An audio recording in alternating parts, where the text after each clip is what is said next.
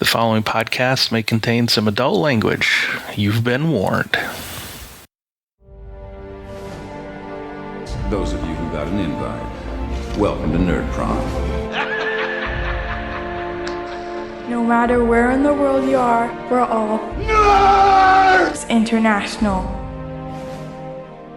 With the hyphen.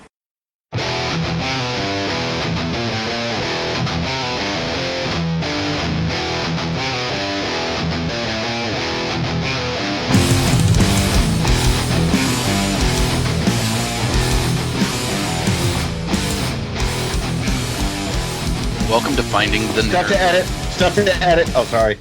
Sweet. Keep going, man. Welcome to Finding the Narrative, a Genesys RPG podcast. This is a show dedicated to the Genesys role-playing system from Fantasy Flight Games, a show in which we, your hosts, discuss all things Genesys from both a player's and a GM's perspective. I am Tony Fanning, and with me, as always, is my good friend and co-host, Chris Holmes. How are you doing, homie? Dude, I'm doing great. I am doing great. We got our buddies here, Jamie and Stefan from the RPG Brewery, gonna join us tonight. I'm gonna leave what Jamie just said edited in. I'm not gonna edit it out. Oh wait, I'm on the show, so you have that warning in the front end of the show, right? Because I'm on the show today. Oh yeah. Fucking A right then. That's right. Watch out, kids, if you're watching it. All right. So yeah. Cheers, fellas. Hey. Oh, cheers. Yes. Cheers to you guys. Oh, by the way, Chris. Yeah. I saw that somebody made fireball popsicles. Carry on. What? All right. Rock on. Con on the cob there, baby. Fireball popsicles. That rocks. Is it going to be on me to keep things on track tonight? Yep, might be. All right. Depends how drunk you get. Yeah. I was going to say I'm only one beer in. I could very quickly change that. Well, there we go. Well, we don't have any no new news as of, tonight, Sunday night, which is a bummer because I wish they would have said something about their next setting. That would have been nice, but it's all right. I'm still absorbing and enjoying Terrinoth, so. I think they're gearing up over there for their Star Wars Worlds coming in a couple weeks. For all their Star Wars competitive games, X-Wing, Armada, Destiny. Oh, yeah. That's in a couple weeks, and I think they're gearing up for all of that, and so we won't hear any Terrinoth or Android or whatever else they decide to do news until probably after that's over with. Tackhouse. I'm wondering and hoping that there will have. I mean, we all pretty much figured that Android's going to be the next setting, right? I think, Tony, I think on your last episode you said that that was actually announced in the in-flight or whatever last year. Yes, at Gen Con. Yep. So I'm wondering and thinking that maybe in August we'll see that, or do you think that'll be too soon for Gen Con release? They're always like 2 quarters out when they announce things. So I could see them announcing it now and maybe releasing it right after Gen Con, but having pre-release copies at Gen Con. They've done that before. Okay. That'll be cool. Yeah. So it actually doesn't come out until September for everyone else, but at Gen Con they'll have small amount for sale. So they've done that with a lot of their products. What about supplements like say adversary decks or GM screens or something like that? Because I think that's something that's on the wish list for a lot of us, for Terrinoth especially. So I mean, they don't usually announce that stuff way in advance, right? They just kind of say, "Hey, it's out," or they say, "Hey, it's coming," and it's usually about a month away. It's not very far. When they announced the adversary decks, that was usually like they'd give an announcement and then they were released a few weeks later. Oh, that's cool. When they announced the GM screens, they announced them the day they were hitting the market. And I think, like when they did the Genesys mat, or the Star Wars mat, the play mat, that was announced the day it hit the market. So some of their accessories, I think they wait until, bam, it's ready. Available. Yeah.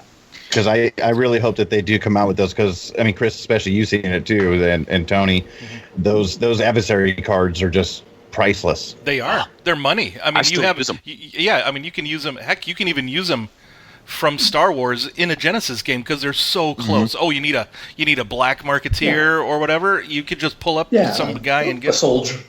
a soldier of some kind, a stormtrooper. There you go. Yep. I used them in my last night in my my Primeval Fool that I'm running. I used one of the cards and I just reskinned it as something else. So let's see here. So workable.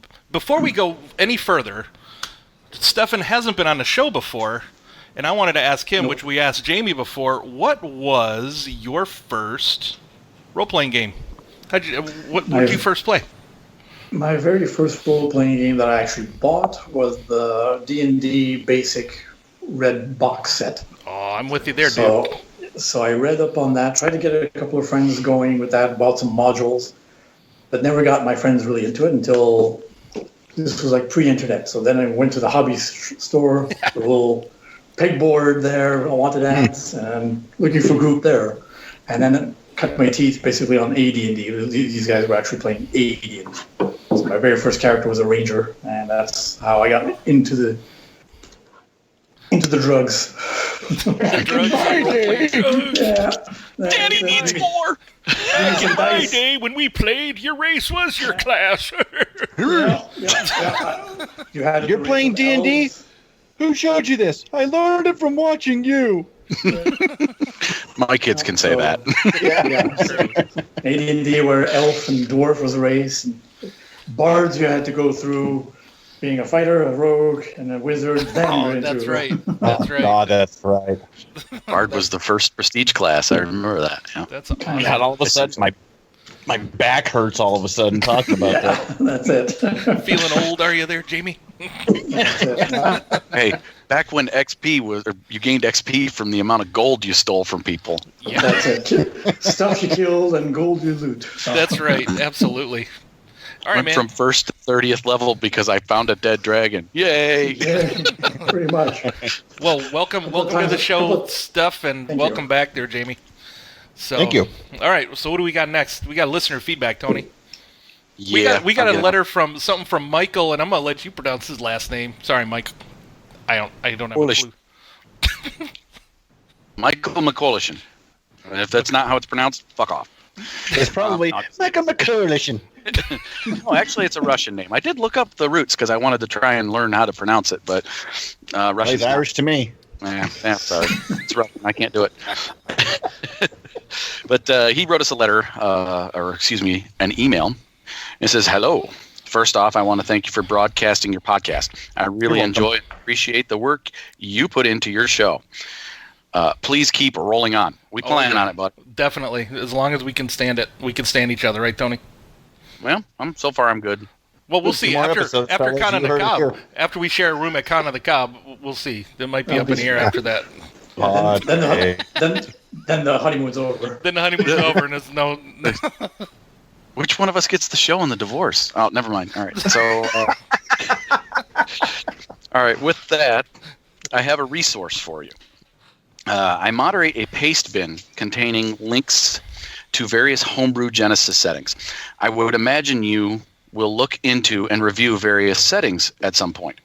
And here is a great place to start. And he gives us a link. And I'm horrible at reading links. Anybody good at that? That's okay. It's https://pastebin.com//7KNE7KSV. It'll be in our show notes. I'm gonna put it in our show notes. Very good, Chris. I'll drink to that. Yay! Oh, me too. You know, I could have done, like Echo. I can't even remember what do you do for K and N? Yeah, the military. Kite. Cat. Stupid. I'm not going to tell you. It's Knigget. That's what it is. Okay, and he also says, "I'm aware of settings you have created and would be happy to add them to the Pastebin if you provide me the links. If you have any questions, do let me know, and have a great week." So, Mike, thank you for sending us the message. We do plan on keeping our show going, and thank you. We will look at some of your settings that you've got up there that people put up. Maybe have a show in the future about a few of those. We do plan on getting some people on here to talk about their individual creations. As they're making them, they're coming out. We find ones we really love, Yep. And yes, when I finally do finish mine, you will see a link to it. So thank you very much. Yeah, thanks a lot, Mike. All right. So All right. that's our feedback. That is our feedback. All right, so let's get into the next section here. What was the name of our episode? You always forget. Well, what did you name it? I don't Realms know. of Terrinoth Roundtable. So we're the Knights of the Round Table? Are we? No.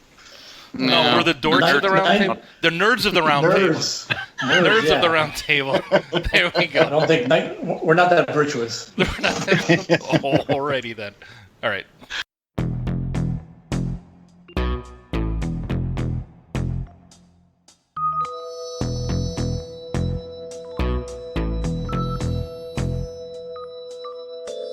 Here we go. All right. So we are now. So we're calling this next part the Book Club for Nerds. So this is our first book that our second book, I guess, because we did review the Genesys book, which we're kind of continuing on doing. So we're just going to kind of open it up now to talk about Realms of Terrinoth. And I don't know, first impressions. Anybody? I think it's beautiful. Okay. I think it's beautiful, and mine, at almost 2 weeks old, still smells brand new. It is. Oh, shit, it does. It's an absolutely gorgeous book, dude. The artwork, a lot of the artwork is taken also from, Descent 2nd edition, Okay. the Rune Wars miniatures game, and that kind of stuff. But it's beautiful. They did a great job. Oh, I love the layout. Yeah. Yeah, the layout's cool. Little silhouettes of various characters that vary from page to page sometimes. Yep. The only complaint I have is I wish that the cover was white like the Genesys book, because on my shelf it just looks a little goofy. You know what I mean? It looks like a faded book compared to the Genesys book when we're sitting side by side. But they want to make it look a bit more parchment-like, so I think so. a little different. See, my shelf goes white for Edge of the Empire, red for Age of Rebellion, black for Force and Destiny, and then Genesys. So, Well, yeah, I have all my Star Wars on one shelf, and I had to put Genesys on the shelf below it. Nice. yeah. So, I was impressed with it as well. And as far as the breakdown, what we have are basically 3 main chapters.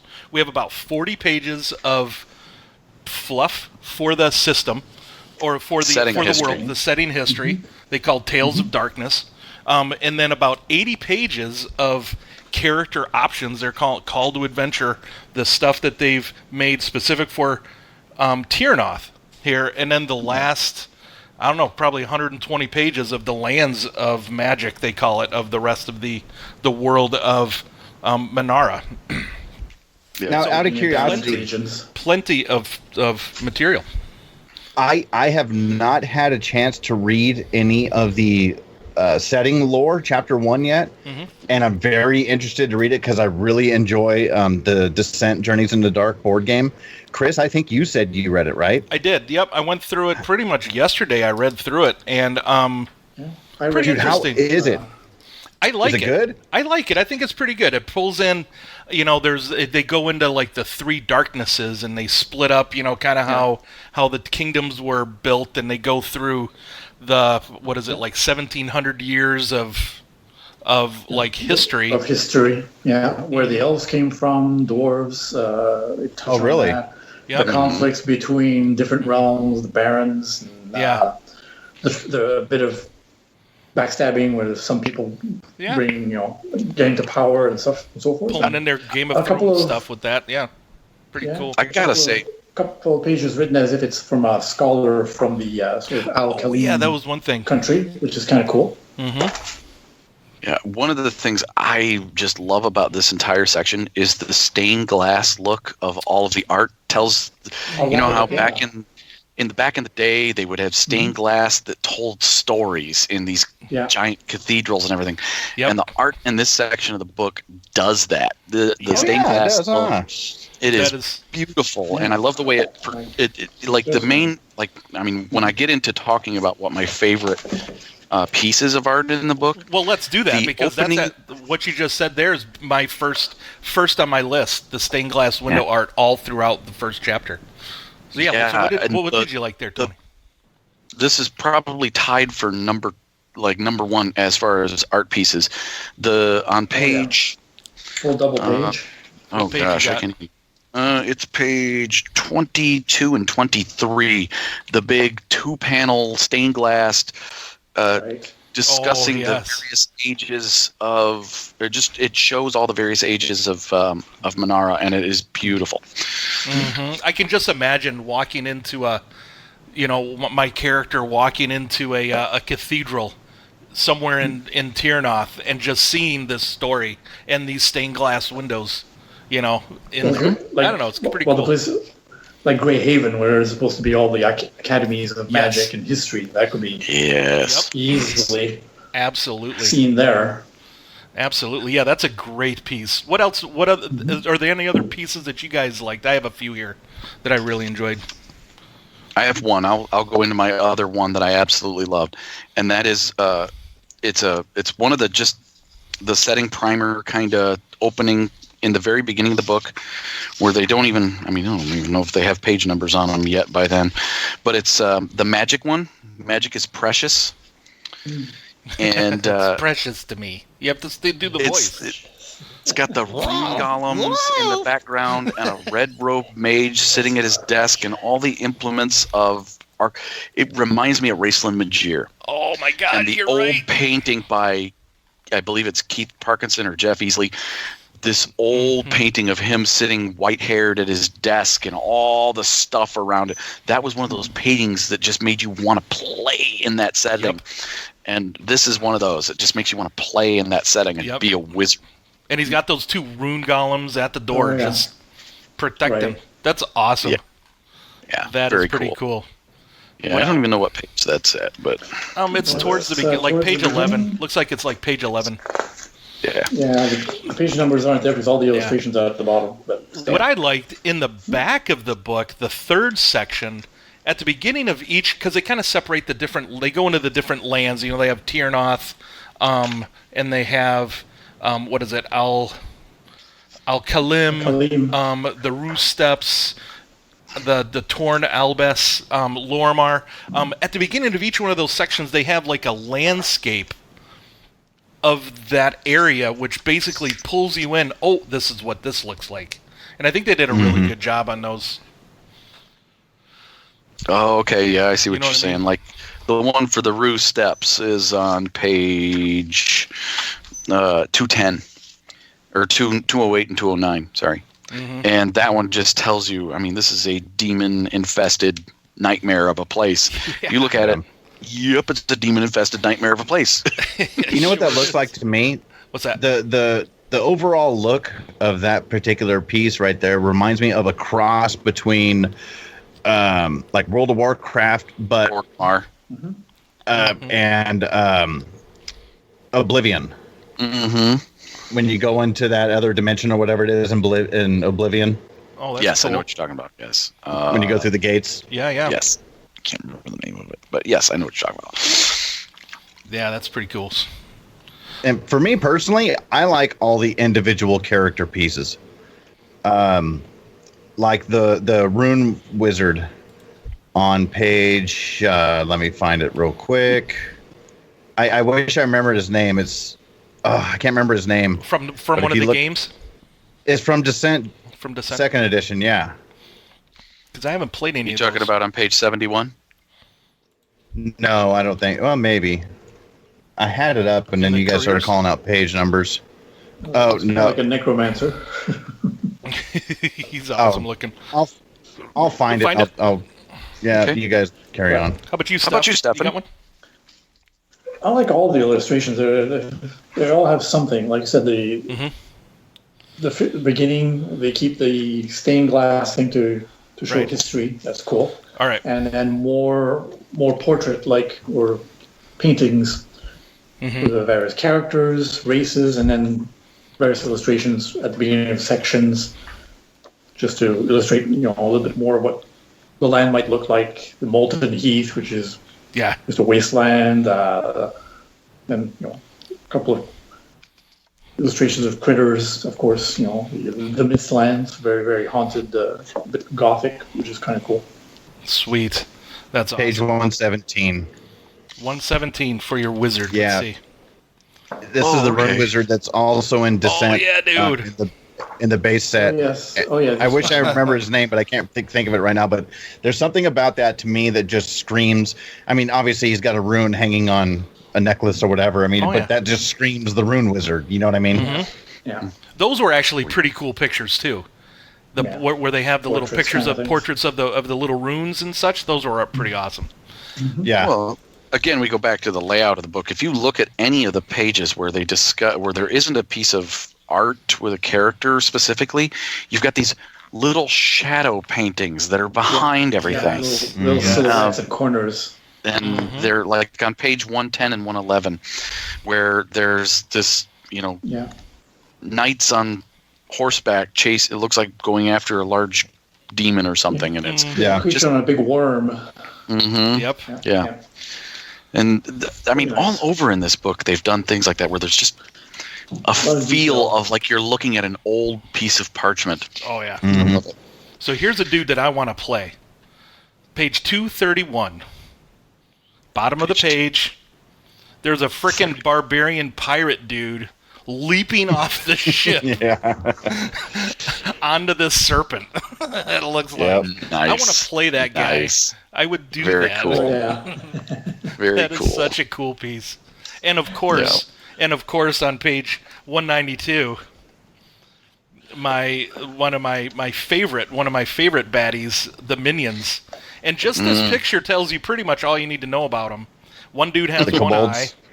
Bolt cutters. They have the little, they got a saw, and the one guy has a saw on his back. And this guy on the top just crawling over these guys, trying to get at you. Oh, there's another one. Yes, exactly. Oh, there's another one. It's like kobolds. Yeah. Their kobolds are definitely very much like Pathfinder goblins from what I was reading on them. And then one more I have is 256. The Lost Continent. Is it page 256? Yeah. I don't know. We're getting there. There is this monkey. 255. 255. Oh, sorry. Yep, 255. There's this monkey minotaur four-armed creature dude that's just rampaging through the jungle, and I want stats for that sucker, but I don't think they had stats. But man, he looks badass. I want to totally throw him against a party. That's cool. He'd be mean. He would be mean. Yep. Yeah, and you've got your standard, fantasy world tropes. You've got a desert empire. You've got an empire that's been taken over by demons. You've got a jungle empire. You've got islands that are filled with pirates but icy wastes as well. Yes, your icy wastes filled with barbarians, and your elven forest filled with fey creatures and whatnot. Yep. But all in all, I mean, it still has a different feel to it. That I love. The world itself is catchy. I like it. Yeah, it's drawn me in, most definitely. Yeah. This art does a lot to that too. Agreed. So, anyone else have any other favorite art pieces they want to mention? No, it's Fantasy Flight, dude. They never disappoint when it comes to their art department. No. I gotta admit, they never do. Yeah, it's pretty awesome. Great art. I'd say I'd like to talk about for instance like the talents or the character creation session, and just what we think of various different things, because I have a few things I like to talk about that add to Genesys certain elements that weren't there before. Perfect. So go for it. Like if we start off, I mean, in the career section, they did say in the Genesys book that you don't have to have anything more than just the basic human, and they prove it here. They're basic humans, beautiful, and then they turn around and they give us multiple cultures of elves, multiple cultures of dwarves. I love it. Yep. I love the fact that we have multiple cultures instead of just, because I thought for sure when we got Genesys, we got that primer for Terrinoth, that we were going to get 5 human archetypes. And I'm sorry, but for me, humans are boring. I don't like playing them in games. I like the other races. So to me, I like to see the other races fleshed out into these various different archetypes and cultures, and it beautiful. I love it that they did that. Yeah, even the orcs, they've got 3 types of orcs. Exactly. And your gnomes, you've got 2 different types of gnomes. Your cat folk, you got 2 different types. They're okay, one's a half race, but still yeah. So what do you think of the cat folk?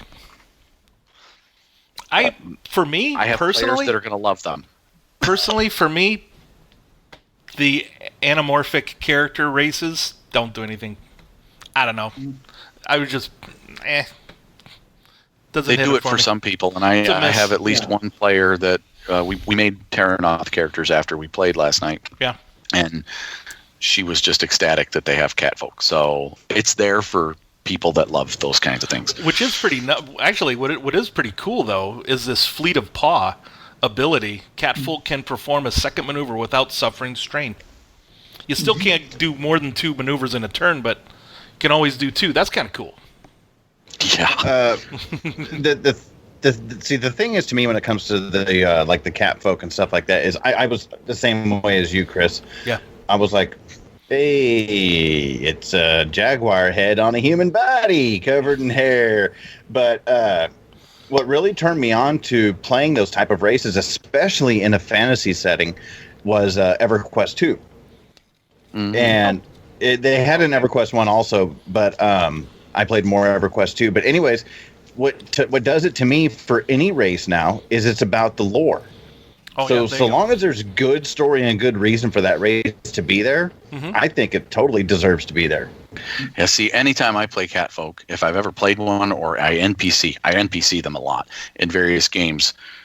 They show up in freaking D&D, they show up in the Tabaxi, they show up in Pathfinder and the catfolk. They're all over the place. They're always Khajiit to me. So yeah, that was for me, Elder Scrolls, the Khajiit. That was this is a beautiful culture designed around cat people. I love that. So I've always kind of ported that into every setting where people have cat folk. I'm like, oh, Khajiit will follow. Yeah, it's a very, very like tribalistic feel, and it I don't know. I kind of dig them. They had a cool race in Shintar as well. The Brinchi, which have a cool background as well, and you can customize them. So if you want your Brinchi to be more lion-like or tiger-like, it can be bulkier. Some can be more alley cat-like and stealthier. Yep. So this would be something cool you can customize too with the catfolk. At one point when I opened Terrinoth, I wasn't as familiar with the Descent or Runebound setting or games. So I didn't know about the catfolk until I opened up the book. I was like, oh, cool. You can have a cat burglar. Literally. You can have a cat burglar clan. See, in the case of my character, or my player last night, she made a catfolk archer. So she can always double aim. For free, yeah. For free. Yeah, that's awesome. Nice. That's pretty good, dude. For me personally, the biggest thing I like about these races is, like you're saying, Tony, the sub-races or the subspecies. And what's so good about this, and me being one of the people, and I'm sure there's a lot of people that are going to do this, is a lot of people were more curious about how am I going to do fantasy and Genesis as opposed to I want to play in Terrinoth. So the subspecies and how they show how to represent those subspecies, again, yes, it's a setting book, but they also laid out a lot more framework. That's kind of what I was getting at, yes. Because, personally, I'm trying to build a Middle-earth thing that I'm doing on the side besides my my Hellgate. And so doing this gives me a ground to stand on when I'm doing the various cultures of Middle-earth. Yep. You're looking at different cultures of dwarves. You're looking at different cultures of elves. And men. Men, too. Yes. Yeah, you got like at least three or four different ones in the One Ring there, yeah. Yeah, and then, of course, one culture of hobbits. But you don't need any more. That's all you need. Just get your 11Zs and you'll be fine. So moving into the career section. Yeah. These, I love what they did with the beginning gear. That's one of the things I've always loved about the newer versions of D&D, where they just said, here you go, you get your starting gear. And you could, and they say, it's an option. You can go buy your gear and get specifically what you want, or here, pow, you're good to go. Yeah. I love that. Because, like I said, the quick character creation. This, we went through last night, 4 players making characters. We had characters for Terrinoth completely made in an hour. Mm-hmm. That's cool. Yeah. And if you're familiar with the point buy system, then it's pretty fast. Yeah. Yes, they're all veteran Star Wars players, and they've been getting a taste of fantasy by playing your Primeval Fool adaptation, Chris. Cool. And so, I think I noticed one thing though that I think is and I wanted to mention this. I got a little note here. That is, what do you guys think? Because the Primalist on page 71. If you look at the Primalist's gear that he gets, a staff or great axe and leather armor. We looked at that and the player went, why would I want a 40 gold piece wooden stick over a great axe that's worth 300 gold? With armor. But even then, you start looking at it, I think they meant that to be a magic staff. Yeah, an implement. Because the mage gets a magic staff or a magic wand. A magic staff or magic... Yeah, I think this staff... I mean, is it an implement? The staff being an implement for the Primalist to use? I think it's supposed to be. I don't know. That's just a guess. I went ahead and ruled, because the magic staff is worth like 400 gold. When you add up... Or 400 silver, sorry. But when you add up what the leather armor and the great axe is worth, it's around 400 silver. Yeah, so I'm thinking that's probably what they meant. I'm thinking. Or they meant a staff and armor, or a great axe and armor. Right. So maybe that's a clarification. Armor. Maybe that's... for when Jamie has some people on his show here soon. Maybe we ask for that clarification on that particular. Yes. Email me because I'll forget. We'll make a note of it. No, I'll be watching. I'll just send it in chat. Okay. That works. Yeah, But, I would have anybody? to assume that would be because it's. I mean, they have the primal skill, so it's obviously a magic using class. So I would think that you're probably right there. It should probably be an implement. Yeah, I mean, look. You look at all of the disciple. He gets a magic implement. The mage gets a magic implement. The primalist doesn't. I think that's supposed to be a magic staff. So I think so too. Yeah, or the circlet, the druidic circlet kind of thing. Right. So, any of you have a favorite that you really like out of all these careers, or something you want to comment on? I love also the Rune Master comment on the side. Yeah, the you have your mage sidebar class, but then you have a whole new class with the Rune Master off to the side there. Yeah. But and instead of taking Arcana, you would take runes as a career skill, and then you would have a lesser rune to start with as well. So it's basically a mage, but yeah. I don't know. Go ahead. There, Jamie? For me, I think once again, they just found a way to lay down more framework, because at least the way I interpret the rules in the Genesys core rulebook is the only thing a career does for you is you pick 8 skills as career skills, and period. Yeah. So I think once again they did a good job by breaking it, or I should say adding more depth to how to make your own career, so to say. Yep. And also, the whole starting gear being part of the career. I like that. Right. That's what I'm saying. Yeah, I like that. Yeah, that's pretty cool. Okay. Well, sorry, go ahead, Stefan. No, it just helps. I'd say maybe cut down on the time character creation. Just write down the equipment you want and just buy whatever else you need in the equipment section and go. Yep. So, it makes it kind of curious too. Then I wonder if somebody really took the time and went through and did it if they added up the value of each one of these, if it comes out to a relatively close number. Well, I don't know. I don't know how there is something on the scout though. You could pick a bow or a light spear and leather armor, and you also get leather armor. So you could start off with 2 sets of armor. I wonder if that was a typo there. Oh, that's interesting. You know what I mean? Well, you have your Sunday armor. Don't forget that. Right. There we go. Yeah. For high It's got all the heat. holes in it. I would suspect they could just get rid of the and leather armor on that top row, and Yeah. you're either starting off with a bow or a light spear. Right. Yeah. You know. Mm-hmm. So the big section, the big cool new section here that everybody was wondering about ahead of time. But they hinted Heroic at, yes, on their abilities. site. Yeah. Yeah, what do you guys think? Read up on that a little while ago. That was one of the first things I read up on because that's one of the first things they teased us with. Yeah, these are pretty cool. Terrinoth. These make Yeah. I like them. I do. I like how they work. A That's for good sure. selection, yeah, a good selection of different ones to start with, at least maybe to inspire you if you don't find something that fits your character, but at least you have something to go off of. Yeah. Yep, and they even have advice on how to create one for the GMs in here. If you don't like what's all here, Yeah. you can create them. Mm-hmm. So, I could definitely see some being taken a lot more than others as well. You know, signature weapon will probably be a pretty popular one, probably. mm-hmm.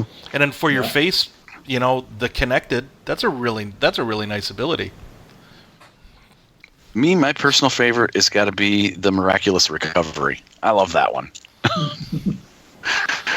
Your character's injuries often turn out to be not as bad. You were just really, really wounded, and all of a sudden, oh, not so bad. It's all good. Yeah. I'm good. Just brush it off. Yeah, That's That's like perfect for a halfling. yeah. It's like, I'm fine. What are you talking about? And When I saw that, I immediately thought of Walter from you guys' Rise of the Rune Lords, and him fighting in those bushes where he kept getting stabbed with the thorns and almost died. It's not so bad. It's just a scratch. It's all good. Well, the improved version of this ability, if you do it right, character heals current wounds they are suffering. Holy crap, dude! If you time that right, what?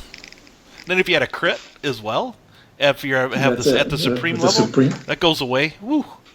A crit they are suffering.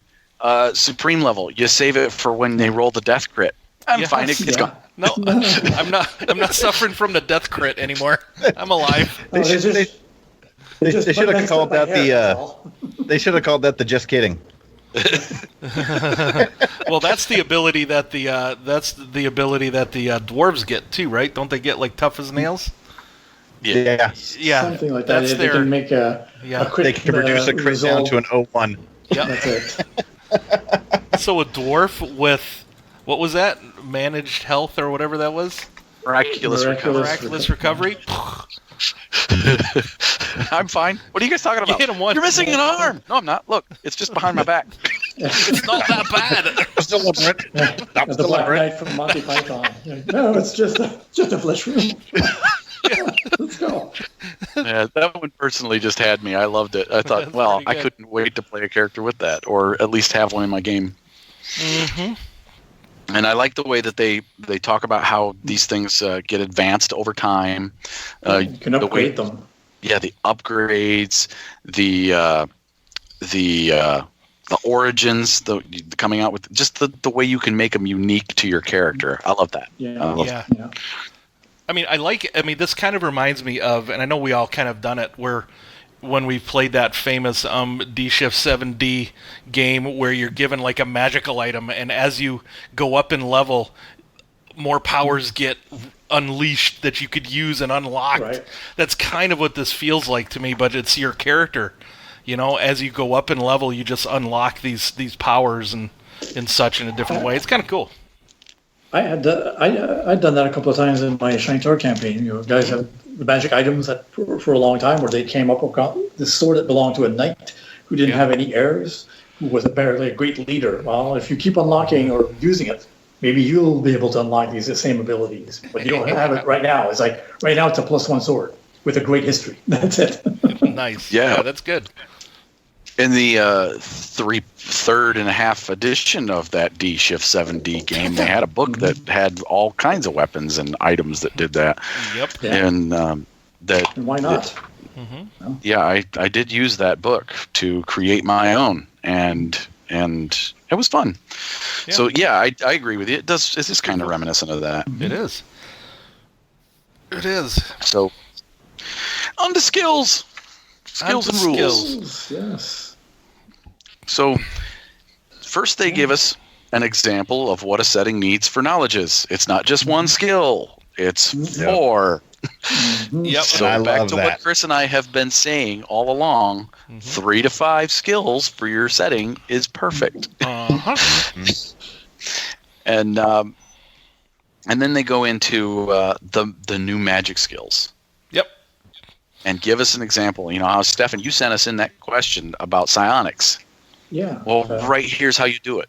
If you want to. If you want to, you take, I mean, all Runes does is it's basically a trapping for your arcana.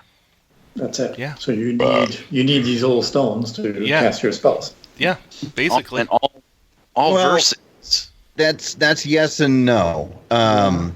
You have to have those stones, but it's more than just trappings, because the rune stones, them are some bad mamma jammas. Yeah, they are. Well, yeah, they definitely, even on their own, you know, like they say anyone without even magical talent can use them to a certain effect. Yes. But a rune master can Yeah, so unleash even more.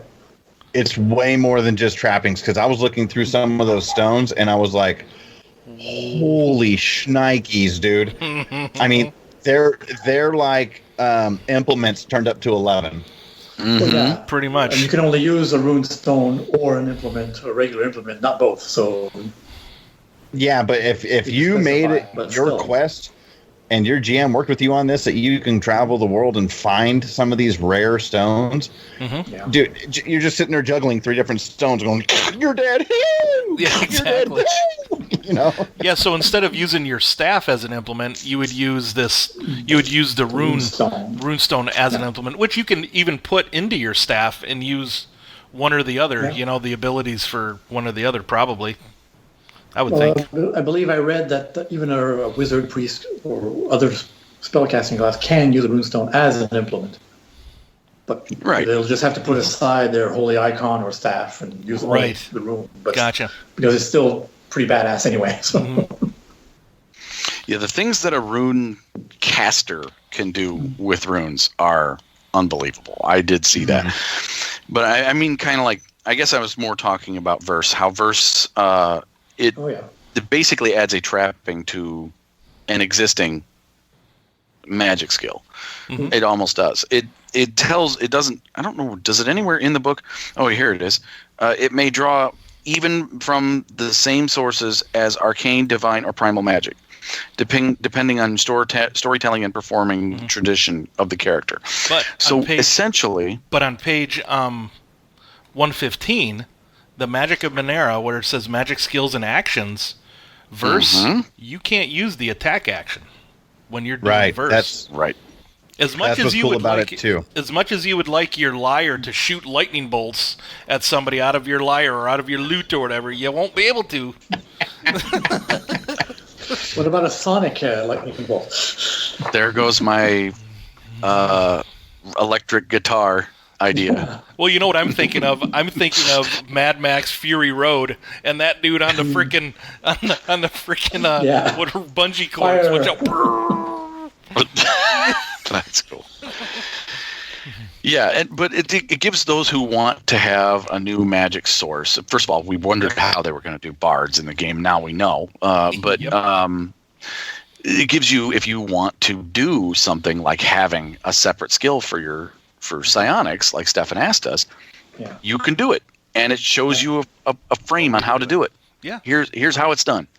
I love that. Sets a nice precedent for that. You know, Absolutely.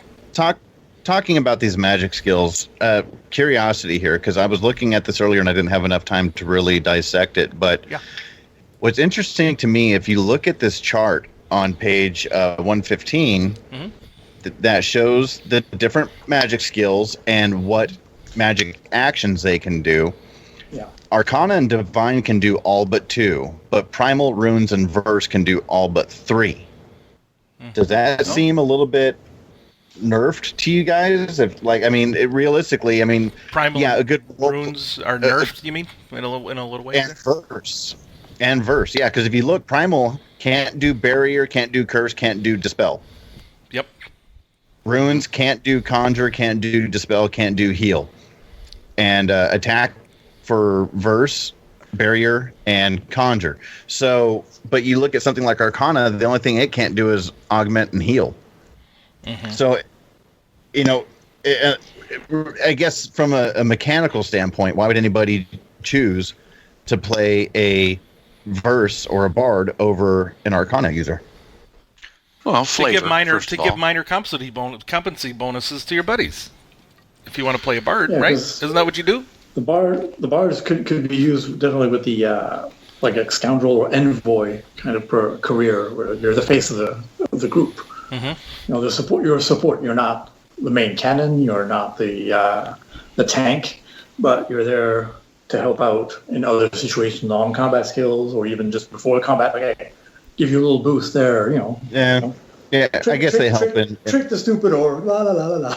Yeah, I guess they could be beneficial in round 0, right? They could be. There's no reason why.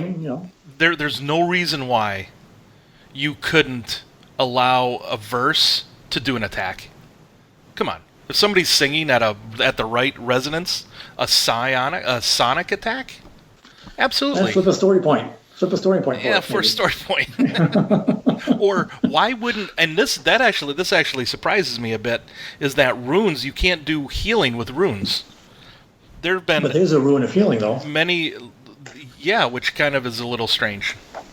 So I might tweak this chart if I ever run something in Terrinoth to kind of make them all balanced, as in everybody they can all do everything but 2. You know what I mean? Yeah. I'm fine with it. I'm going to play it as is at first. See how it is. I don't know. The verse to me, I get where their feeling is behind it, that it's not an attack. That it's all about, if you read verse, it's all about bolstering your allies. That's all it's about. So nothing that doesn't do that should be in your wheelhouse. True. But one thought I was doing when I was trying to convert some of the stuff for Shintar to Genesys with psionics, I followed a little bit what they had in Shintar itself. Okay, they can do certain things, but I did put a limit. The psionics cannot use augment or heal except on themselves. Oh, there you go. That's an interesting use of limit. And I even added, well, unless they have maybe a talent, you could invent a tier 1, tier 2, maybe tier 3. That then gives them access to heal with other people. Same thing maybe with Runecaster. The Rune Master can, if he has a talent that allows him to modify or gain access to that rune and unlock it. Same thing with Verse. I use my voice offensively, as a high-pitched banshee wail. There you go. Might not be lightning, but hey, it could definitely crack someone's skull by the sound. Why not? And that gets me, thank you for the segue, gets me into the talent section. Oh yeah. Where I started looking, and it was all planned. I was looking at all the classes or the careers, and I noticed that none of them started with verse, or other than that little tiny sidebar, started rune with rune. Right. And I was like, well, okay, you've got these new magics, but they don't. Oh, looky here, tier 2 talent, bard. You add knowledge, lore, and verse to your skill list. Okay, so now we've added in new magic types, but we've done it as a talent. So you could play it as only the base ones are available. You could play it this way, that only the base ones are available at character creation, but then the other ones become unlocked as you get your talents. So if you buy all the way up at character creation to get that tier 2 bard talent or that tier 2 rune lore talent, then Runic lore. you can lore. You can start with it. So I like that. I mean, that just adds another almost like prestige class type element to Genesys that we didn't see before. Through talents, you can buy things that add to your career and make you something more unique. Right. I do like this Dark Insight talent on 84, setting up a precedent of creating a talent to change your knowledge skill that your arcane or your spell ability is linked to. So with this, if you put Dark Insight, instead of using knowledge lore to determine your ranks or whatever to make your spells more powerful, like say the burn quality, you would use knowledge forbidden instead. That's cool. Now that is cool. Yeah, that's pretty. That's a neat little precedent they're setting there. Now, what I had done for Primeval Thule is I linked divine to religion, the knowledge religion, and primal to knowledge nature, and then arcane to lore. You know what I mean? So, you guys, but this is pretty cool.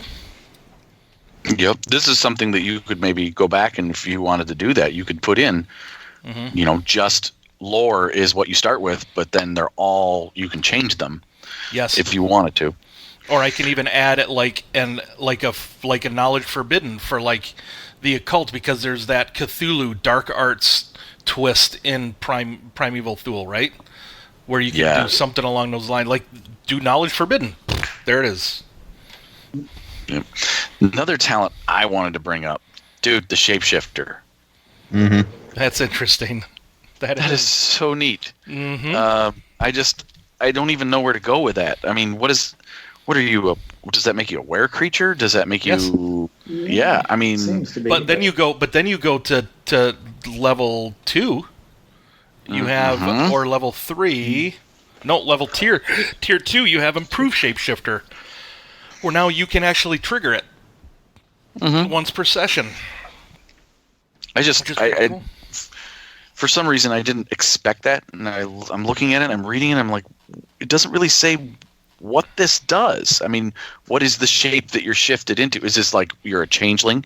Is this you're like a were creature? What? I mean, that's where I was getting at. I don't know where they're going with it. There's no shifter race like an Eberron or anything like that. So even I was perplexed. Like, okay, which character would have that kind of ability? Maybe the half catfolk. Maybe. Right. You could definitely bring in lycanthropes this way. Yeah. It's interesting. So go on. The painful blow talent here, that's tier 1. Holy crap, dude. This seems awfully powerful for tier 1. When you make a combat check, you can voluntarily increase the difficulty by 1 for the talent, right? And if you do at least 1 wound, they suffer 2 strain and they cannot perform a maneuver until the end of their encounter. Or they take 2 strain. They take 2 strain every time they perform a maneuver until the end of the encounter. Holy crap! Oh yeah. That hurts. That's the minion killer. That's the minion killer. You know it. Yeah. I kicked them in the nards. Another precedent that they set on page 88. Yep, I was going to go there. You were? Oh, go ahead, Tony. Go ahead. The Chill of Nordros, the Flames of Kelos, and those spells that add, or those talents that add things to your spells for free. Yeah, yes, but you can never add the opposite. Right. So the Chill of Nordros, they're like the undead kind of people or whatever. And you can never add the fire effect to your attack spell. And you can't have taken Flame of Kelios, right? So you can have factions or groups out there that are kind of opposite each other and create. And this just adds another depth to this setting. And you could do something like that in your own setting too. And it's a nice precedent that they set here for that. Yeah, no, it's a great way to put exactly that faction-specific talents that make you, even you could do it on attack spells, you can do it on weapon attacks. You know, you are, let's say you're a sword master of Bremosh or whatever it is that you're, okay, you now reduce the difficulty on all sword attacks by 1 using your signature, your swords that you use from your culture, but you can never pick up an axe. You never learned how to use these other weapons, things like that. Yep. You can do stuff like that for your settings, and it's just... Or if you do pick up an axe, then you have setback. It's like, no, this is highly unbalanced. It's like an uncultured weapon. What the heck? Or you're a lightsaber user picking up a blaster. You know, highly uncivilized. I do think what's interesting though is your scoundrel is going to have to wait a little bit to get a backstab ability because it's actually a tier 3 talent. Mm-hmm. Which is, I don't know, that's an interesting precedent as well. And basically what that does is you're allowed to use your skullduggery skill instead of melee light to perform your combat check. But for every success that's uncancelled, you add 2 damage instead of just 1. And that's like, nice. that feels like, you know, your backstab ability. You're like the assassination. old backstab. Yeah, the old assassination thing. You're doing double damage. Hey, And stuff. Chris? Yeah, man. Chris, so you moved to tier 3 without even bringing up signature spell, dude. Go for Yeah, it. that What's signature spell? Signature spell is the most badass talent that this book has, dude. Good. What I is saw it? that. Basically, I liked it. what it does, the long and the short of it is, which is a talent we have to come up with, but the long and the short of the signature spell is you create a spell, which we already know I'm a huge fan of how you create spells in Genesys. Oh, yeah. And you say, okay, this is my signature spell. So you take, let's say you add range to it, you add fire to it, and you add blast to it. That would be like, what, 4 difficulty right there or whatever. But once you create that signature spell, you reduce the difficulty of that by 1. And whenever you cast that spell, it's always reduced by 1. That's sweet. That's a kick-ass. And so And you could take this you would multiple call it- times. Right? There is. It's not no, ranked. it's not ranked, but you can take improved signature spell, which What's that lowers one? it by yet another one. Really? What level is that? A That's a tier 3. oh, that's tier 4, 4. actually. Tier 4. It's tier Oh no, 4. tier 4. Sorry. 2 So instead of 1. you could be- wow, dude. You could call it Jamie's jacking off of gibberty Explosive fart jizz. spell. Yeah, whatever. And you know, if it normally has 4 difficulty, well, that's my new signature spell. So now it always became hard. Nice. And then if I wanted No to pun intended. improve it, now it became average. Yeah, but it has to be with those specific With like, that boosts, specific spell. You know? So blast, It's basically- range, and Right. burn. It's the same exact spell every single time, but when you, I mean, it doesn't mean you can't cast other spells, but it's No. just when you cast your signature spell, you Yeah. reduce the difficulty of it by 1. Yeah, they So, should- dude, to me, that is like, The Uber spell. that's, yeah, Nice. I love that. I was hoping somebody else would come up would mention that one. because I would do that totally with Niamara with her conjure spells. Like, okay, if she's summoning Yeah. more allies, her like or in my other campaign I used to play party favors. Come on, let's go. Nice. Rune Yeah. golems, you know, Yep. earth elementals, attack. Well, you get into these higher talents, and you've got some really cool stuff and some new guidelines on what you can dink with. Oh yeah. My favorite talent in the whole section, Yeah. page 91, the last one, slid in there at the very bottom, Zealous Fire. Oh yeah. yep. Tier 5. Each time your game master spends a story point, you heal 2 strain. Yep. Nice. That Thank you is- for letting me cast my spell for free. Oh, Right? Yeah. exactly. That is Yeah. the caster's meat and potatoes right Yes. there. I am so, if I make a caster, I am so heading to Zealous Fire as fast as possible. As a GM, I would just I spent a story point and I was like, I'm not reminding anyone of their talents. Like, you forget. If you forgot, that's your fault. That's right. That's it. If you As spend soon 150 as I- XP to get there, yeah, it's your fault. Yeah. As soon as I make my roll, it's like, okay, no, the action's over. You should have spent it. We're next action. So, Jamie, you mentioned the long and the short of it. Now, just to give everybody an example of where that came from. Context, yeah. A context of it. I was playing a dwarf, and we had another buddy playing a paladin, and I would always be up in front, and he'd be playing her like right behind me, and I would attack, and she would just kind of stab over me, right? So I was she had the pole arm. She had the pole arm, so that was the long of it, and I was the short of it.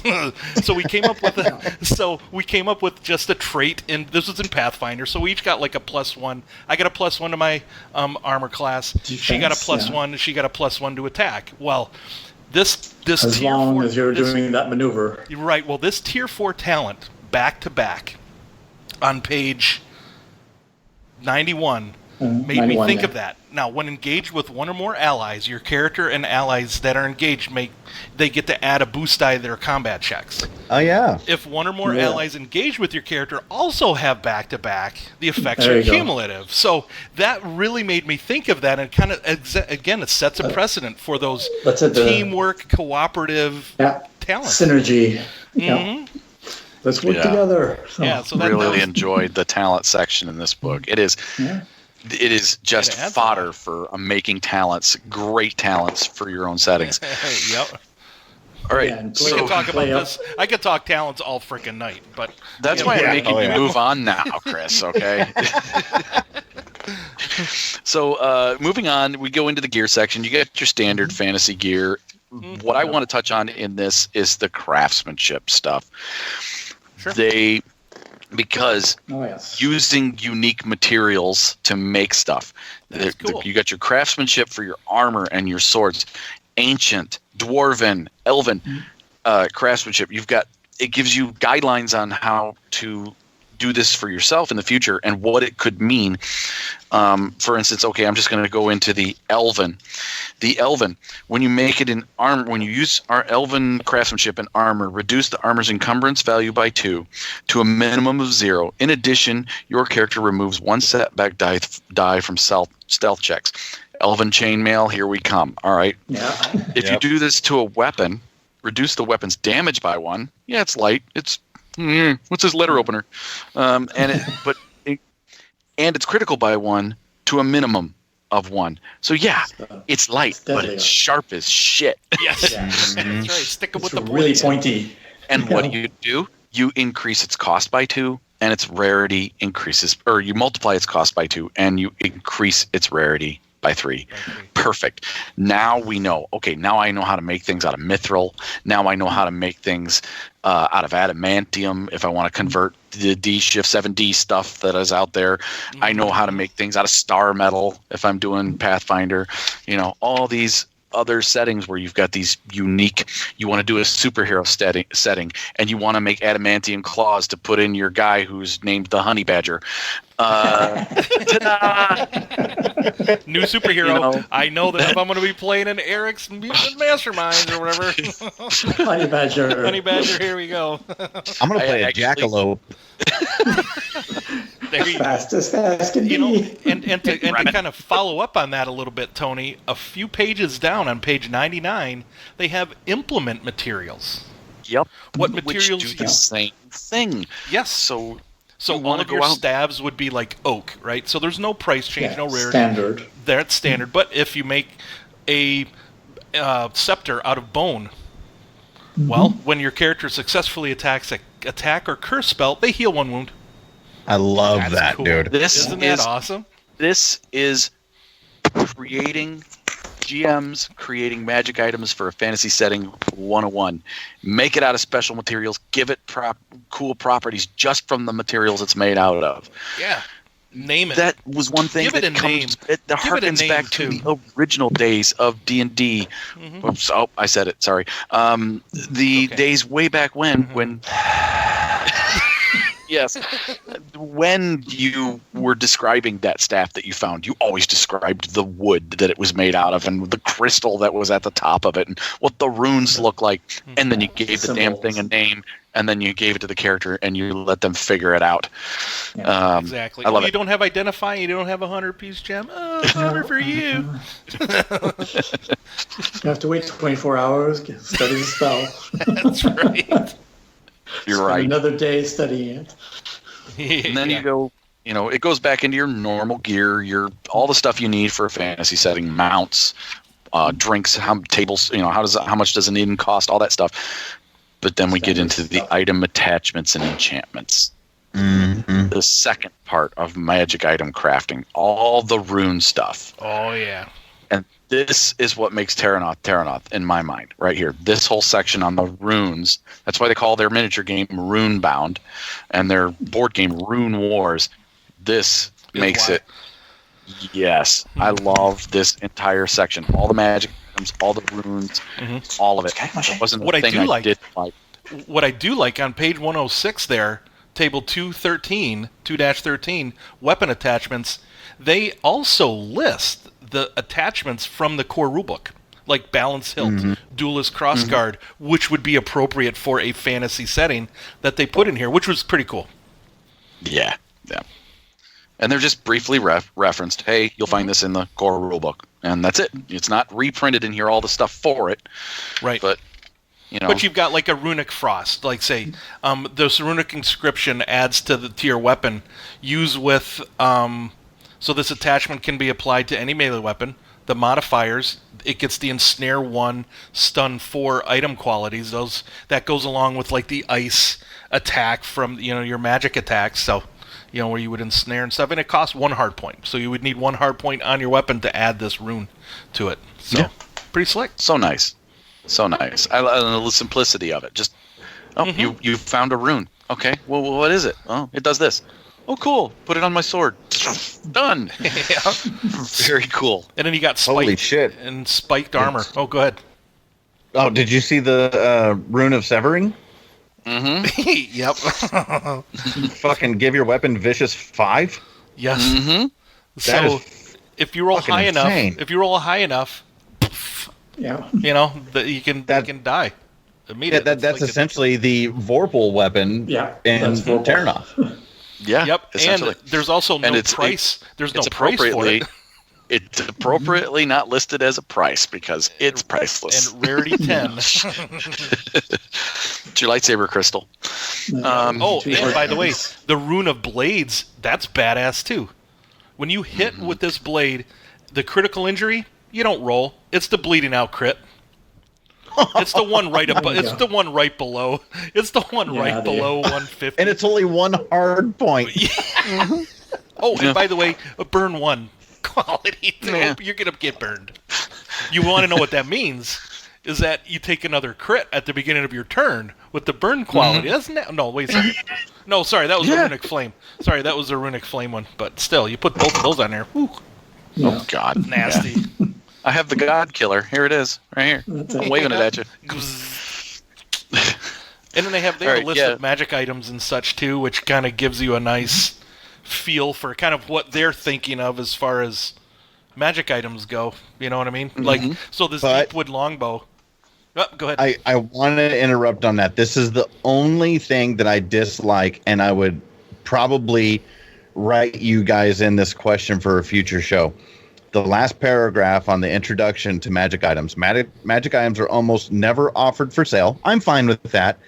And cannot be crafted. I'm not fine with that. Yeah. Okay, so they're ancient lore. But that's part of the to me that's part of the great traits that a fantasy wizard or mage has, is the ability to create those magic items. You know what I mean? Yeah, I do. So you create a tier 5 talent that unlocks that knowledge. That's what I was considering and thinking too. I mean, this is obviously specific to Terrinoth. This is the Terrinoth book. But I just wish that they could have had that in there as an optional rule or something, you know what I'm saying, to give us those creation rules for magic items. Because, I mean, anybody that did play 3.5 D Shift 7D, that's something we all love doing, was having our mage have craft magic arms and armor. Right. And you would just sit there for hours just thinking about the coolest thing you can come up with. And I read this and I was like, Well, that sucks. Well, hang on a second now, no. Jamie. I got some good news for you because I'm page 112. Right. That's where I was going to go. There's a sidebar, GM guidance, crafting magical items. Okay, forget that last thing I said. If you decide if it's possible for a character to create a magic item, so before you create it, they need to have, they have to get an item with superior quality. Crafted items following normal guidelines for crafting, determine what additional tools and components, now that's important, what components are required. That could be a whole frickin' side adventure all on its own. Hell, even a campaign, right? Mm-hmm. Yep, you need the left eye of the one-eyed cyclops, the two-eyed cyclops. A minimum, a craft check. I guess what would it be, like a crafting check minimum hard, and hard a or trifling, formidable. Yeah. Okay, forget that last thing I said because I had flipped through this book. I didn't see that, so that's good. Thank you. It's all good, man. Thank you, Fancy Fly. I still love you. Yeah, no, and crafting rules. That's where we're at right now. Yeah. Page 112. You get your crafting rules. You got your alchemy rules. You want to make something. You want to do. You want to do stuff with alchemy. We wanted to know how alchemy works. Here it is. Here's what. It's a simple crafting table like they've done in all their Star Wars stuff of how do you spend your advantage and triumph and your threat and despair when you make something. When your checks. And then there's really nothing. So there's a few paragraphs here as far as alchemy ingredients go. You can get into so many. There are so many things online for alchemical ingredients and reagents, and going out in the woods and gathering stuff to create your potions that you can do. I think a buddy of mine was telling me about if we were running like a Middle Earth thing, there's like a whole thing on you got King's Foil and all those other things to make potions out of. You could totally do that here. To make a link with my own blog, I did mention in one blog there's Lee's lists. There's guy who makes that's where I saw it. Alchemical reagents with a D100 list. And where is that? You can roll randomly. Where is that? You can find that's at the Dragon's Toolbox, of course. That's you can right. Find the link on my blog. There you go. Very nice. And I have mentioned some of that stuff. Yeah. So that's pretty cool. Blatant plug.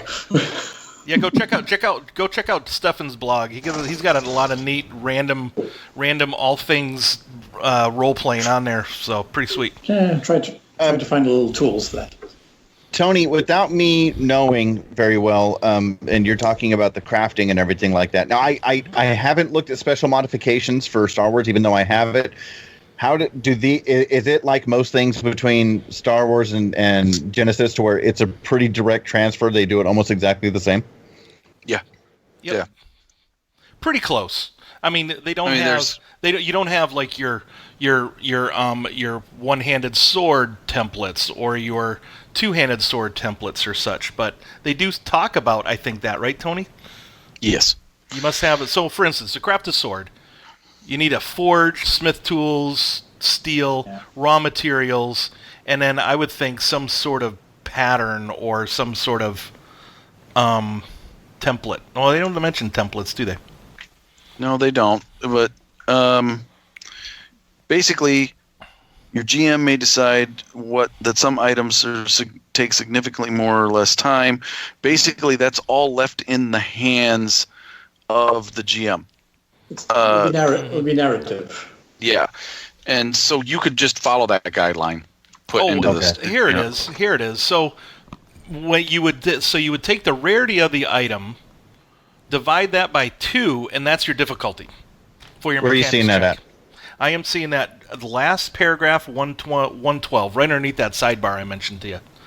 To undertake the actual process, character makes a mechanics check with a difficulty based on the rarity of the item. Divide the rarity by 2. For instance, a mechanics check to craft a steel sword, rarity 2 is easy. Okay. So that's cool. That's not bad. That's pretty cool. So, essentially, going off of what I was thinking about earlier, what I really loved about, especially 3.5 on crafting magic arms and armor, you could essentially still do that by having somebody forge a sword and having a magician. Okay, cool. Oh, yeah. That's good. Good. Well, yeah, and I'm sure there's a way for you to. It has to be superior craftsmanship, then you add the superior quality. Well, I think it's from the Genesys book. It does have the that just adds to the rarity.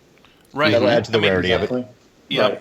And the Make it more materials that Tony was talking about, Dwarven made or Elven made, what adds to that rarity, which increases your difficulty to craft, say, an Elven boots or elf sword.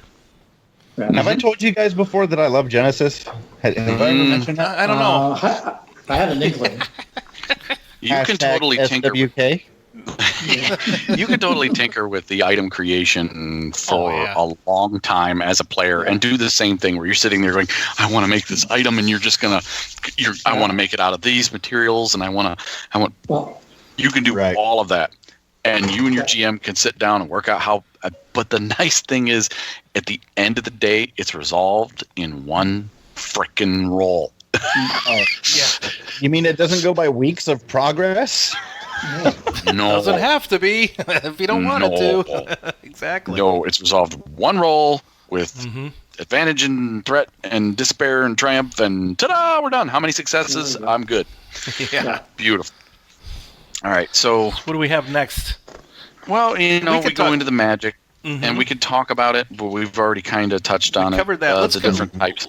And then these rune-bound shards, those are cool. Jamie had mentioned earlier, there are some of these that are just So basically anybody, any character can find an arcane bolt rune, and you can actually use it as a ranged weapon, fire a friggin' magic missile, dare do I say, damage 8, crit 3, range It's medium. a magic bolt. It's a bolt. And it's auto-fire. That's so cool. That is so cool. You can friggin' use auto-fire on this. I mean, it's sweet. That's the part that I really like about the shards, and we said it earlier, but I love the fact that, and this is a personal flavor to me, is I'm a low fantasy person, so that when magic happens, it's like it's a big deal. The ultimate of badassery. Yeah. And so to have these shards in this setting be a rare thing, I mean, can you imagine taking your characters through and you have a character who took that tier 2 talent to unlock the runic knowledge and just as a GM, toy with them for a while. Go 4 or 5 sessions. Make them want it that much further so that when they do get one, oh man, they just got the key to hell and they're going to unload it on everybody. Oh yeah. Yep. Yeah, these are beautiful pieces of role playing candy right here. I love it. You could build an entire dungeon around just collecting one rune. Oh yeah, dude, definitely. Guarded by the monkey thing that Chris saw in the picture. Whatever the hell that is that's pretty sweet. Yeah. So yeah, we could go through all the runes, but really they're all cool. I didn't see one I didn't like. I'm liking this Rune of Collection though. You guys read that one? Okay. So it really doesn't do anything. That's on page 119. So it seems like just anybody can just kind of try and activate it, but nothing really happens. But if you use this as an implement, you suffer 1 less strain when casting a spell. That's huge. Yes, that is. Especially once you haven't gotten to that tier 5 talent. That when your GM flips the story point over, you don't get the 2 back, right? That's huge. No, you heal 1 strain whenever you cast a spell. There you go. Hey, now, out of curiosity, Stefan mentioned this earlier, and I don't see it, at least by name, and I haven't read every one of them, but I don't believe that there actually is a rune of healing. Stefan mentioned earlier that there was, and I don't think that there is, and that does go into the fact that rune casters can't heal. That is true, but I do believe there was one. Was there a rune that allows you to suck the life out of somebody if you damage them? Well, that's the Soul Stone rune. That's what I was thinking then. So that still ain't healing. Yeah. That's necromancy, dude. Yeah. That's life draining. No, that's life draining necromancy shit. So the target. So when your character activates the stone rune, it affects all other characters, including allies, with this short range. Affected targets must make an average discipline check, or they suffer 3 strain and become staggered for 1 round. Then the bearer heals 1 wound. For each target that failed the check. That's the closest that I think I came to seeing. Yeah, that. I thought there was. I just wanted to put it out there in case you guys got all kinds of hate mail. Because we barely get mail, let alone hate mail. Yeah, these runes. Yeah, but you know how the internet is. They love to point out when you're wrong. Well, so a lot of our tens of listeners are awesome. Shush you. You're 10s of them. There is probably the same 10s that watch my show. Yeah, all these runes kind of do the opposite of healing. They cause damage. Yes, they kind of cause damage. All right, so we kind of got to move on. Unfortunately, we're gonna, we've got the list of gods here, or spirits of devotion. That's it's a very small section, and I like it. I like the fact that their deities are more nebulous. They have no idea whether they were real beings or not. Yeah. Some of them, I don't know. I like it. It's not Forgotten Realms. I don't have 7,000 deities and they're all meddling in your business. So I kind of like that. One page on virtues of the verse. Right. The spirit speaking and elven magic. I love how elven magic is a little bit described a little different from regular magic. Gives you more of a, it helps me deciding what I'm going to do with Middle Earth and the different types of magic. Yep. And then we go into the section of Lands of Magic, which is huge. Where your adventure fodder is. This is where you just pick a setting that that you really love, and you can read just one section. And I'm going to read about just the free cities, and I want to set a free city campaign, and you only need to read that section. Yep. And then each section gives you some potential NPCs, adversaries that you're going to see. And the adversaries is what I wanted to talk about in this section. Oh my. There are right. Wow. There are some badasseries. So, favorite monsters, anybody? Yeah. Yeah, the answer is yes. Yes, I have favorites Stephen, too. Ladies first. How about you? What do you want? What do you got? Me? Yeah. Oh, well, guess which ones would be my favorite. A dragon. Yeah. I wanted to see definitely how they would do a dragon in Genesys. So you've got the feral dragon. So what do you think? Did they do it right? Cool. I think so. I mean, they don't have to be just chromatic and based off of one color. And no, they can be all kinds of color and still have a nasty fire breath, and you don't know what you're going to get necessarily. I do like the fact that it's freaking terrifying, though. That it's the fear check. I mean, dragon fear. The daunting fear check. Yeah, it's daunting. They're terrifying. So the ancient dragon on page 195. Yeah. Oh my! 195. That's it. I read that one a couple of times. Yeah. Holy. And something I noticed. I've got a little note here. There are very, very, very few. Now, something that we have seen in Star Wars, and something that Jamie, when you were creating your own monsters for your own fantasy setting, there are very, very few that have characteristics over 5. Yeah. It's extremely rare. The dragon. The giant, the dragon. I mean, that's a couple. It's extremely rare. Dragon doesn't have. Yeah. Even the dragon doesn't have anything above 5. Holy. Most of them are 4 or 5.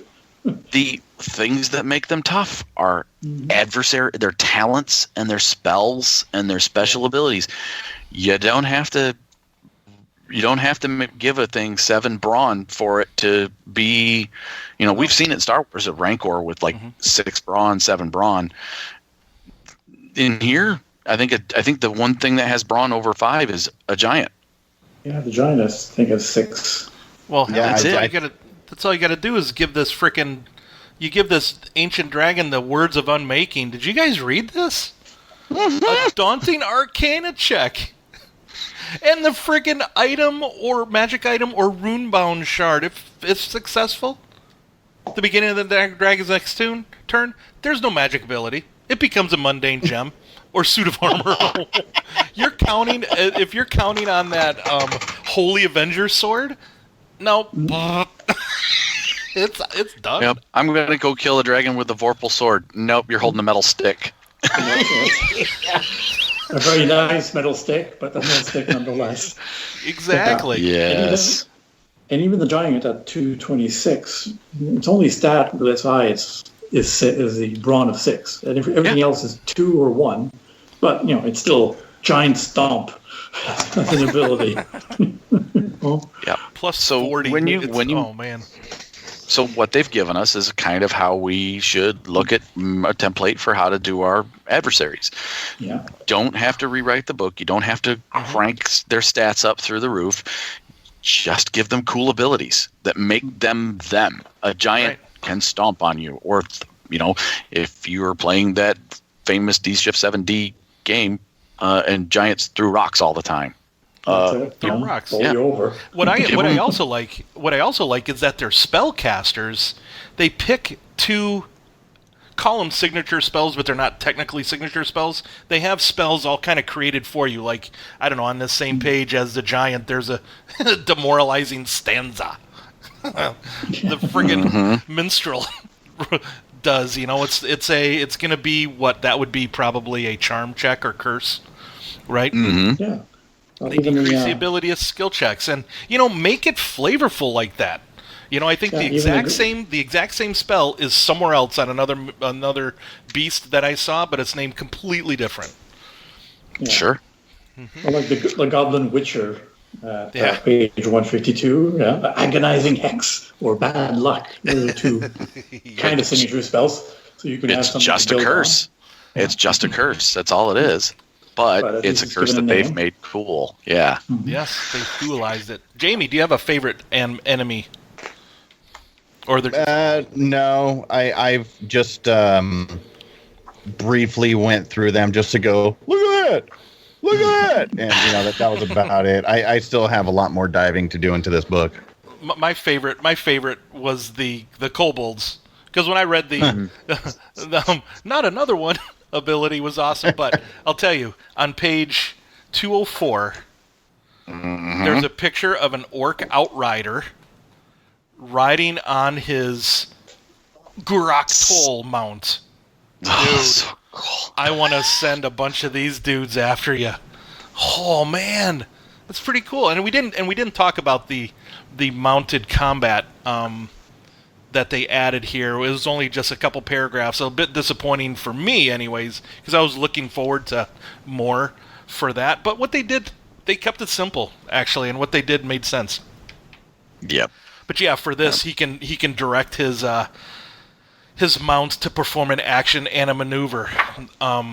As he attacks with his axe, this beastie can, bite you. Hit you with his tail, something like that. Yeah, so that's kind of cool. Tail catapult. So me personally, I had 2 favorites.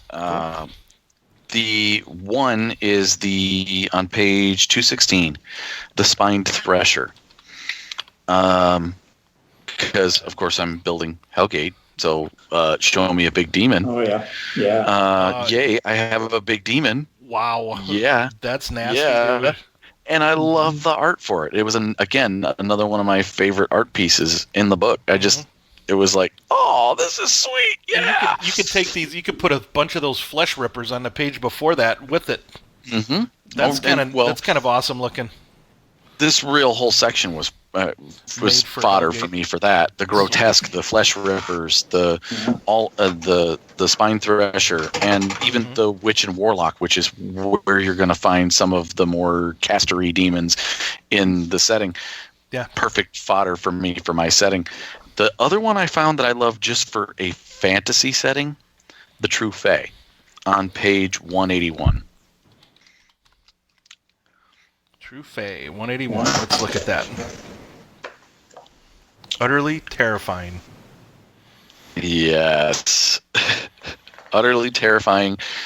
The creatures of the Aenlong, the blinding curse, the shuddering paralysis, they're cool. I got nothing but they're so very cool. And, Jeez. Yeah, exactly. Yeah, that's cool. Quick Strike 2. I mean, they've got all kinds of cool. Their Eldritch Blade that they carry, all of it, just built as a great NPC. Love it. I would use that in a fantasy setting. I'm going to use one in my Terrinoth game. I guarantee it. Sweet. Very cool. Very cool. So, well, that's pretty much our thoughts on the book. I mean, we've fanboy loved all over this damn thing. Yeah. And of course, the custom, Terrinoth character sheet. Oh yes. I printed one off right before the play. They're beautiful. The Terrinoth character sheets. My only regret is that they are 3 pages, because I always print double-sided, and an odd number of pages makes me angry. That's how they are for the Genesys ones too. Your talent page is the 3rd one. I know. Again, it's just, it messes with my OCD, man. God, me too. Trust me. I'm like, I don't like a blank page. There was one thing that I wanted to say about. It's on page 169. There's a sidebar called PCs and Death Magic. Mm-hmm. And this is just a nice little flavorful narrative thing that a player and GM can talk about, relating to if you have a player that wants their character to start doing necromancy, because it's in here. There's like we said, there was that shard, right? That soul shard that'll suck life out of people. What I like towards the end of this is, I hope it sounds like that when they do it too. It does. It would. Very, very flatulating. Exactly. But what I really liked was down here at the very beginning, the very end. Players and GM should discuss these changes to make them part of the character development and could make for new subplots. Like they're physically changing as they delve deeper into this death magic. Like maybe their eyes are going into their eye sockets a little bit. They're being a little more gaunt. Corruption. That's just paler skin. That's just a neat little thing to just put in here for that, and I just wanted to point it out. That's cool. I never noticed that. So thanks, Chris. Yeah, man. Yeah. All right. Well, so that was our book that's club. It for, yeah. Right. That was our book club. So on to Advantageous Threats next, then, huh? Sure. All right.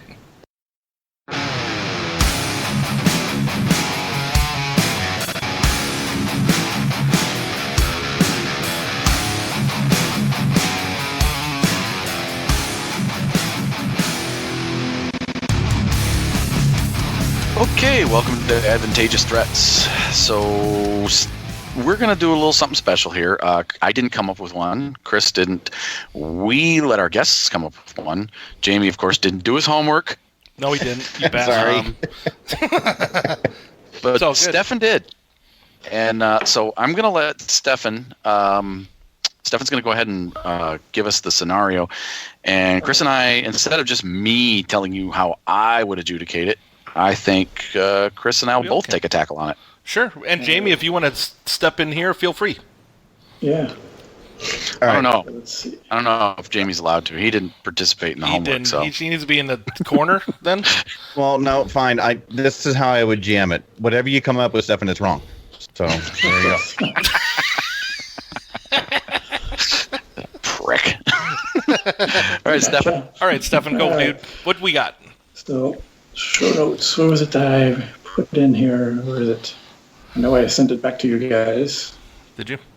Yeah, that's right. I saw it. You did. I have it if you don't. No, I should have it. There you go. Is it here? In my email. There you go. It's dead air, dude. That's the notes. Sorry. So yeah, basically, I'll start off with my character that I rolled. It happens in the kind of the mean back streets of Mexico City. We got our Yeah, our antagonist, Stefano, the dragon spawn. He's an up-and-coming... It's Stefano. Stefano, see? He's an up-and-coming luchador in Mexico City. Yes. Awesome. And he's heard about this underground street fight. He's trying to go into the big leagues, but he's has to find another street fight because his former partner, but now turned arch rival, Jaime One Eye, is holding Stefano's little brother Enrico hostage.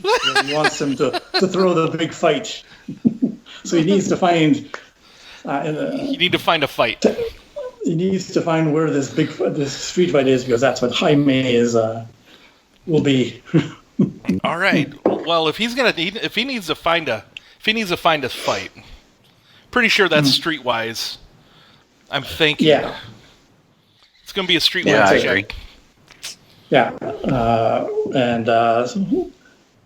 so he has a little bit of streetwise because that's how he learned a little bit of wrestling, doing these kinds of street All fights right. and gaining some experience and notoriety. Now he wants to go into the big leagues. And much like the last time I was on your guys' show, Yeah. don't worry, I'll participate because I'll come up with one on the fly. All right, here we go. Alrighty then. Because old Stefano wants to try to handle the guy with Uno eye named Jaime. So Uno Gauntlet has Ocho. been thrown. That's right. yeah, All right. Awesome. So you need a difficulty for this. That's it. So So as a GM, I would, if I had set this encounter up, I would kind of want to make it hard for you. So I would Right. sit at a hard difficulty for this. Normal. Right. What about you, Chris? that's it. That's what I was thinking too. Either that, or if it is average, I would throw some setback in there. But I think a hard difficulty would be good. Yeah, so that would be 3. 3. And so, yeah, and since Stefano has a little bit of experience, he's got 2 ranks in Streetwise, Cool. but only 2 in cunning, so that gets upgraded. Okay. That's only 2 dice. Okay, so 2 right now. Yep. Yeah, Yep. I would say it's his home turf, so he knows who to ask a bit more. So maybe a boost die. Either a boost die, or maybe it would reduce the difficulty if it's your home turf. You know what I mean? Depending on the GM, Depending on the GM, I would go either way, but I'd say a boost die, at least. You know what? I think I like that idea that Chris got about reducing the difficulty. Let's reduce it down to 2 purple. But in this case, time is a factor. Yeah, So throw in 2 setback dice. 2 setback. Yeah, Because not only is time a factor, but also your brother is in enemy hands. well, that's it. But he knows nervous. this enemy. He knows this enemy intimately, so he knows where some of his favorite hangouts are and some of his contacts. So Right. Yes. Yep. at least 1 boost die. Okay, so you happy with your pool? I think so. It's a small pool, but still. We are not. Chris and I both know that this is definitely a spot where a GM would Aha. put in. He would spend one of those GM story Those points. story points. Right. Yeah. Yeah. And the reason because why there's a is chance for despair here. yeah, and it's Big kind of one. life or death. It's kind So of a life or replace- death situation. Well, hopefully not, but yeah, hopefully you'll be able to So find you know some. what? I'm pretty sure the old lady running the grocery store on the corner will tell you, "Hey, I think I may hear of something." So Right. add another boost die. yeah. Shouldn't there be a setback die for the guy running down the street yelling "Chicharronas, chicharronas"? Yeah, one of Jaime's Yeah. what do you call it, minions. Kind of distracted him a bit. Go ahead, roll it up. All right, you Roll luchador. that up. So there you go. So we've got there you go. Two setback on the setback dice. The setbacks, yeah, there were the setbacks, Right. but I've got an advantage that cancels one of those out, and another advantage on there. So those 2 are canceled out. leaving me with and a failure on the red dice. 3 failure here, but I got 1, 2, 3 successes, 4 successes. Cool. 5. Matter of fact, you got 5 successes, and yeah, that's it. Everything else. Okay, so what's your net? out. So what is the net? 5. 1, 2, How many failures? 3, and 5 successes. So 3 successes Okay. Cool. net. Total. Because I had 3 failures and 5 successes. So 2. That'd be 2. No, 2 successes. Sorry. Yep. That's how math works. Math. Yeah, exactly. No, it doesn't. Stupid. All right, just 2 successes. So 2 successes. So, and some of the boost die though did help. If you wanted to read that way as well. So yes, and this is one thing that Chris and I have kind of gotten into. We haven't really gotten into much on the show here, but reading the dice individually based on what they rolled. So his boost die, the knowing of the of his former friend of his, would provide him with the information right away. I know his hangouts. I'm going to go to the 3 places that he likes to hide people, and likes to and voila, you find the old granary where they used to grind up meal to make tortilla shells. Tortillas, yes. Where he has stashed away your little brother Enrico, and he has set up an ambush for you. Enrico's on the treadmill, on a little treadmill, like about to be crushed by the machinery. Gonna be a little Slowly Enrico moving. tortilla. I have to save him in time. I have 3 rounds to wrap up this combat. And He's going, hurry the fuck up! Hurry the fuck up! combat. You could do a skill challenge, maybe. Andale. Do that whole thing. Yeah. Yeah, you could do it with the skill challenge, most definitely. All right, Jaime, what you got for us? Okay, so the one-eyed Pearson monster is back. And little did you know, the one-eyed Pearson monster has an intellect of 4 and an arcana, or no, I changed that. A ruin skill of 3. Ooh. He's facing off against the flaming red Stefan dragon. Oh. And the one-eyed Pearson monster just happens to have an ice storm ruin. Oh. Sweet. So that means, according to that ruin, your character casts the attack spell, which has a base difficulty of 1. They must add ice and blast effects with no increase in difficulty. So that is awesome. That's But are we going to say he's at medium range to increase that difficulty to 2? Because attack only goes in short range in the Genesys Core rule book. Would the one-eyed Pearson monster always attack from chicken shit range? That would be yes. Okay. Yes. Or do you get up close and personal? No, the problem with this is because he only has one eye, his depth perception is off, and he thinks he's at short range. When really, So he's really at medium range. He could take a setback die for that one eye, too. Right? Oh, okay. All right. Okay, so my base difficulty for the attack spell was the 1 purple, but I have to extend the range, which adds a single difficulty to it, but I get blast and ice for free because of this ice storm rune. Excellent. Okay. So right now I have 3 yellow, a green, 2 purple, and a setback for the 1 eye. Well, it's But definitely an adversary. There is an adversary on this. Oh yeah. Demon, I this went right Dragonspawn to monster. page 151 in the Terrinoth book and looked at the dragon hybrid. That seems like a wonderful creature to be the Stefan the dragon. Yeah. Sweet. Stefan the flaming dragon spawn. Thank The flaming dragon spawn, yes. So this creature has adversary 1. So turn one of those No melee purples defense. to a red. Yeah. And what I would like to do is I'd like to add a boost die because some of the words I have to use to make this spell go off are very hurtful words. Perfect. I'm good with that. Are you calling me fat? When he asks if his pants make his ass look big, I say yes. But at least one setback dice, because you know that if you don't defeat him, his breath weapon, if you survive it, it makes you fabulous. It changes your lifestyle. It changes your lifestyle forever. It is glittery breath weapon.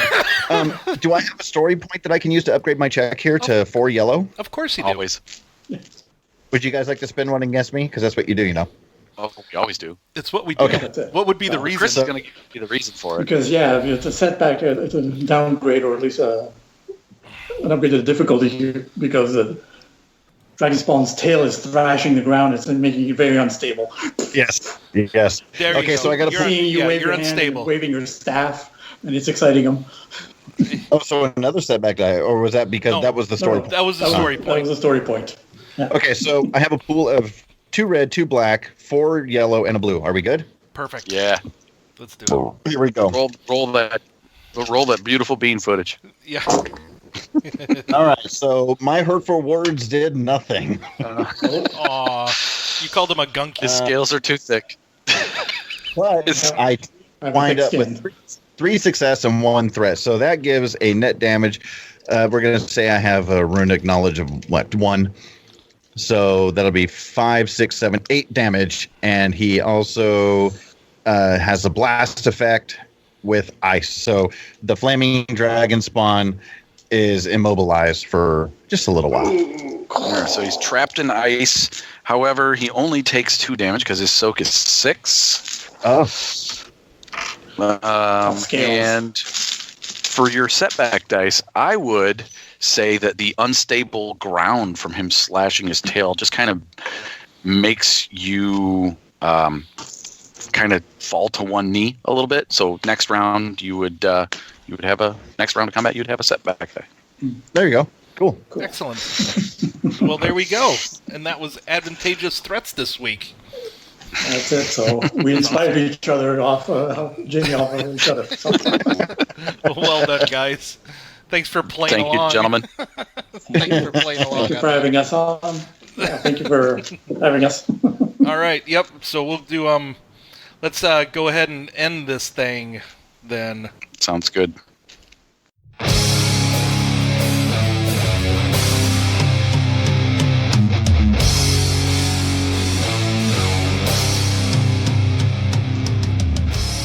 All right. So, yeah, I come up with something. Yeah, you came up with something. Good That job. was pretty good. I figured Yeah, if so I we're- rezzed so you we're enough, st- we're I'd st- get you going. All right. So we're still recording. Great job, here. Stefan. That was wonderful. I knew throwing the gauntlet like that. That was Nice.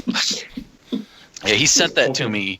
He sends that to me separately. weekend. And says, "Don't tell Jamie what I put. I want to surprise him on the show." Surprise him. That's So that's the new show notes. Jaime One Eye. Jaime One Eye. Awesome.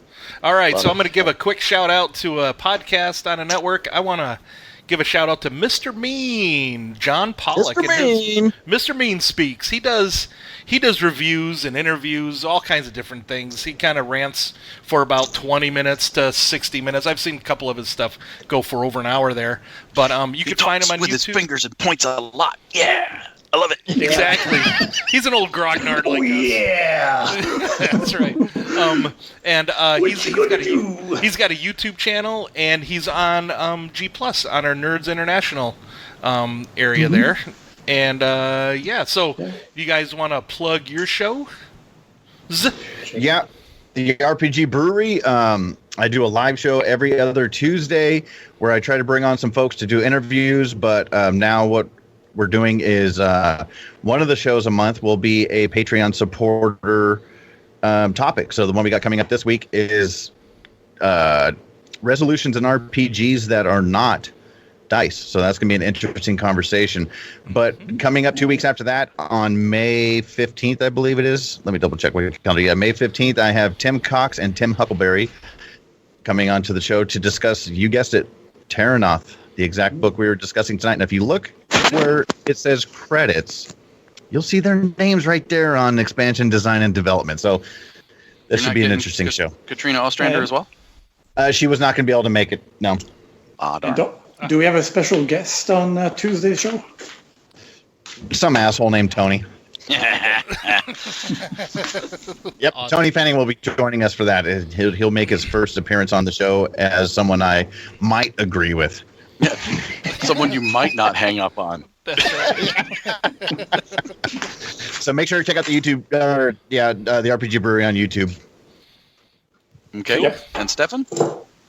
Well, I've recently finally did a little posting of my blog over the weekend, and check it out. The Dragon's Toolbox. You can get the link on the Nerds International with the hyphen Google Plus page. Sweet.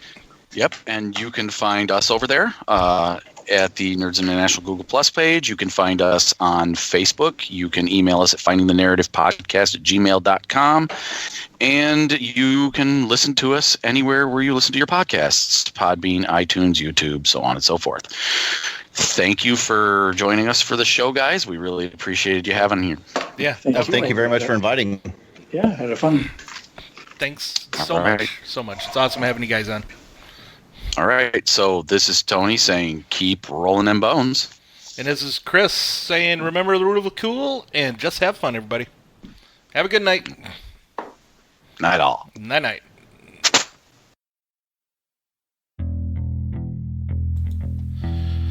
Finding a Narrative Podcast is not affiliated with or endorsed by any companies mentioned on this show. Any of the products mentioned on our show or appear on our website are the property and copyright of their respected owners. All items are used under fair use and educational and review purposes. All other items are the intellectual property of Finding a Narrative Podcast. Copyright 2018, all rights reserved.